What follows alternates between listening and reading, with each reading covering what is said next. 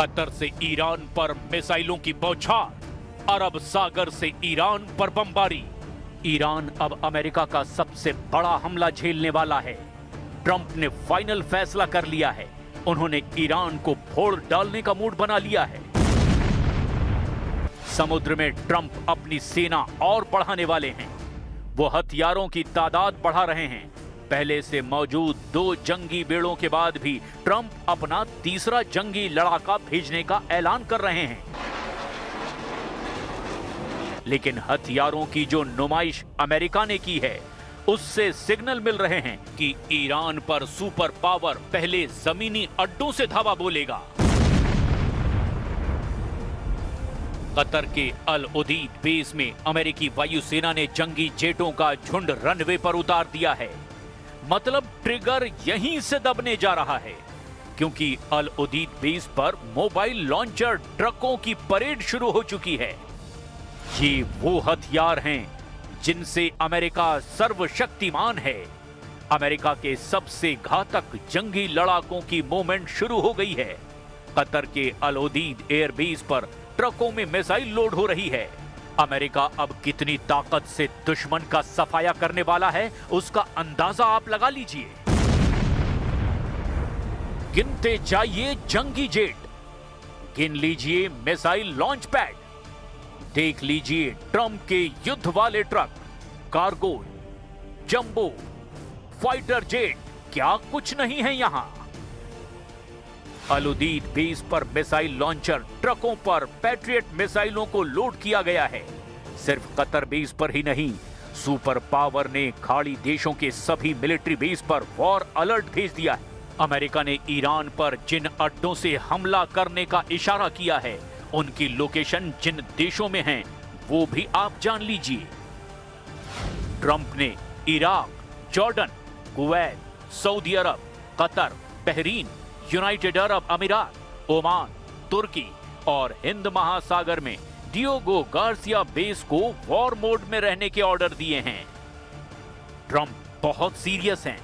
Trump धमकी दे रहे हैं। ट्रंप ईरान को बचने का आखिरी मौका दे रहे हैं। उन्होंने कहा कि डील नहीं करने पर खामनेई को ऐसी सजा दी जाएगी जिसकी उन्होंने कल्पना तक नहीं की होगी। ट्रंप इशारों में ईरान पर एटमी हमलों का खतरा भी जता रहे हैं। As you know, we have a massive flotilla right now going over to Iran. We'll see what happens. I think they want to make a deal. I think they'd be foolish if they didn't. We took out their nuclear power last time, and we'll have to see if we take out more this time. Netanyahu का white house पहुंचना, Trump का भड़कना, एटमी deal के बदले भयानक युद्ध के हालात बन जाना। 24 घंटे में अमेरिका, ईरान, इजराइल फिर उसी मोड़ पर आ खड़े हुए हैं जहां वो 1 साल पहले थे। बारूदी टकराव जब हुआ था, जब इजराइल अमेरिका ने मिलकर ईरान पर हमला किया था। लेकिन वो युद्ध अचानक भड़का था, सिर्फ 12 दिन तक चला था। इस बार तो जैसी तैयारी है, उससे साफ लग रहा है कि ये लड़ाई एक खेमे के खात्मे पर ही खत्म होगी। ईरान के राष्ट्रपति ने ऐलान किया है कि वो न्यूक्लियर वेरिफिकेशन के लिए रेडी हैं, लेकिन किसी के प्रेशर में नहीं आने वाले। इस्लामिक क्रांति की 47वीं सालगिरह पर ईरान के दुश्मनों से हिसाब बराबर करने की धमकी भी दे डाली है। دنبال سلاح هسته‌ای نیستیم. ما بارها و بارها این رو اعلام کردیم و آماده هر گونه راستی آزمایی هستیم. ईरान दावा कर रहा है कि उसे एटम बम की जरूरत नहीं है। दुनिया की जिस एजेंसी से चाहें उसके एटमी अड्डों की जांच भी करा ली जाए, लेकिन ईरान को धमकाना बंद किया जाए।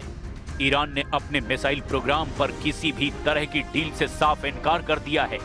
उधर इजराइल इसी जिद को एटमी डील की रेड लाइन बता रहा है। नेतन्याहू के व्हाइट हाउस पहुंचने की असल वजह भी यही है। इजराइल बार बार ये धमकी दे रहा है कि ईरान ने मिसाइल प्रोग्राम की रेड लाइन क्रॉस की तो वो अमेरिका के बिना ही ईरान पर हमला शुरू कर देगा। इजराइल के इस थ्रेट को ईरान अच्छी तरह भांप चुका है। ईरान के विदेश मंत्रालय के प्रवक्ता इस्माइल बाघेरी ने बताया कि ट्रंप से हो रही डील में सभी पहलुओं पर सावधानी बरती जा रही है। نمیتوانیم یک روند دیپلماتیک رو شروع بکنیم بدون اینکه در نظر داشته باشیم در 10-15 سال گذشته چه اتفاقی افتاده، در همین 7-8 ماه گذشته چه عمل کردی رو طرف مقابل داشت. همه اینها ما رو ملزم میکنه که इजराइल के पास इस बात की पुख्ता रिपोर्ट है कि ईरान हर महीने सैकड़ों मिसाइल बना रहा है। कुछ रिपोर्ट्स में आंकड़े हर महीने 300 मिसाइल बनाने के भी हैं। यही वजह है कि नेतन्याहू को लग रहा है कि जितनी देर ईरान पर हमला करने में होगी उतनी ज्यादा मिसाइल बनाकर ईरान उसके लिए बड़ा खतरा बन जाएगा, क्योंकि एक बार ईरान ने मिसाइल दागनी शुरू की तो फिर बचने का कोई रास्ता नहीं बचेगा। वहीं समंदर में मौजूद ट्रंप के जंगी बेड़ों का काल भी ईरान के पास है। ईरान की नेवी के पास ऐसी करीब 4000 मिसाइल बोट हैं। हर मिसाइल बोट में 2 एंटीशिप मिसाइल होती हैं, साथ में 2 टॉर्पीडो लॉन्चर होते हैं। ये मिसाइल बोट 25 से 35 किलोमीटर की रेंज में दुश्मन जहाज को तबाह कर सकती है। अब जरा सोचिए कि अगर ईरान के पास ऐसी 4000 मिसाइल बोट हैं तो वो दुश्मन के लिए कितना बड़ा खतरा साबित होंगी। ईरान के मिलिट्री पावर के वीडियो आए दिन सामने आते हैं। ये वीडियो खामनेई की सेना का हौसला बढ़ाते हैं। यही वजह है कि जब ट्रंप की तरफ से बार बार ईरान को परमाणु मुद्दे पर धमकी दी जा रही है, तब ईरान और आक्रामक होकर उसका जवाब दे रहा है। लेकिन ईरान को ये जरूरत कितनी भारी पड़ सकती है, इसको कुछ यूं समझा जा सकता है।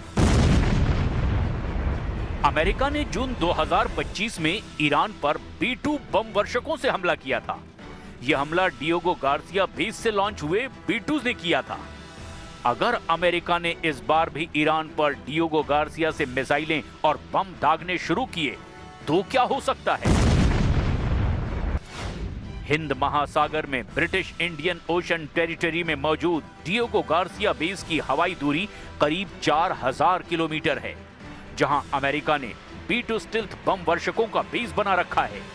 इसके साथ डिएगो गार्सिया पर सुपर पावर का B-52 स्ट्रेटोफोर्टिस बम वर्षक भी तैनात है। डिएगो गार्सिया में अमेरिका के कम से कम 4 F-15 जेट की तैनाती रहती है। ट्रंप की सेना डिएगो गार्सिया पर रिफ्यूलिंग टैंकर कहे जाने वाले KC-135 एयरक्राफ्ट की भी तैनाती रखती है। यूएस नेवी और यूएस एयरफोर्स के वो हथियार डिएगो गार्सिया पर हैं जिनकी काट दुनिया में किसी के पास नहीं है। अमेरिका दुश्मनों को भ्रम में डालकर अक्सर डिएगो बेस से दहलाता रहा है। कतर के अल उदीद बेस से अमेरिका के हमले की उम्मीद इसीलिए कम है क्योंकि मुस्लिम देशों ने पहले ही साफ कर रखा है कि वो अपनी जमीन से ईरान पर हमला नहीं होने देंगे। मतलब अमेरिका तैयारी तो खाड़ी देशों के अड्डों पर कर रहा है, लेकिन ईरान पर हथौड़ा गिरेगा डिएगो गार्सिया जैसे सुपर सीक्रेट लॉन्च पैड से। वैसे भी अमेरिका सरप्राइज देता है। दुश्मन की सोच से परे वॉर प्लान बनाकर अमेरिका घर में घुसकर मारता है।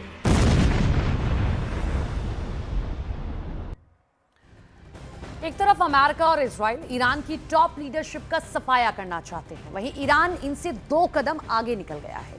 ईरान ने अपने सरकारी टीवी चैनल पर इजराइल के 7 लोगों की हिट लिस्ट जारी कर दी और दावा कर दिया कि ईरान को जैसे ही मौका मिलेगा वो इजराइल के इन 7 लोगों को जान से मार देगा। अब हैरानी की बात यह है कि ईरान की इस हिट लिस्ट में सबसे पहला नाम इजराइल के प्रधानमंत्री बेंजामिन नेतन्याहू का है।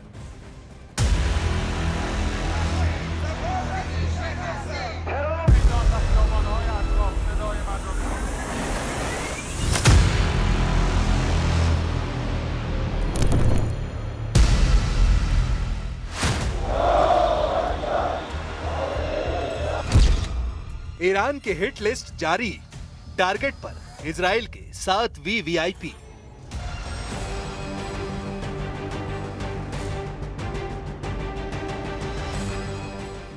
यकीन मानिए, इस बार अमेरिका और इजराइल से होने जा रही जंग में जितने आम लोग जमीन पर मारे जाएंगे, उससे कहीं ज्यादा वीवीआईपी, जनरल कमांडर और राजनेता, राष्ट्र प्रमुख ईरान, इजराइल और अमेरिका में मारे जा सकते हैं।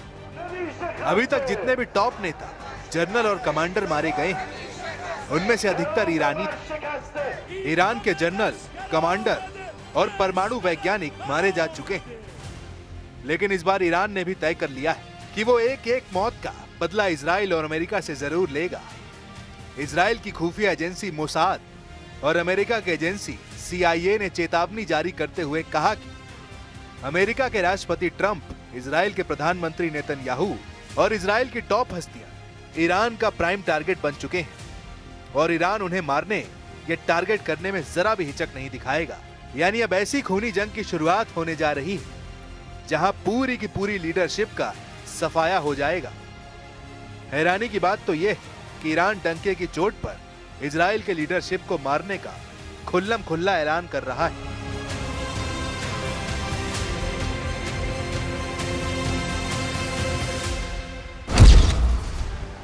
टाइम्स ऑफ इजराइल की रिपोर्ट के अनुसार ईरान के सरकारी टीवी चैनल ने 7 इजरायली अधिकारियों की एक ऐसी सूची प्रसारित की जिसमें उन्हें जान से मारने यानी हत्या की स्पष्ट धमकी दी गई है। ईरान द्वारा जारी इस लिस्ट में इजराइल के सबसे शक्तिशाली पदों पर बैठे लोग शामिल हैं।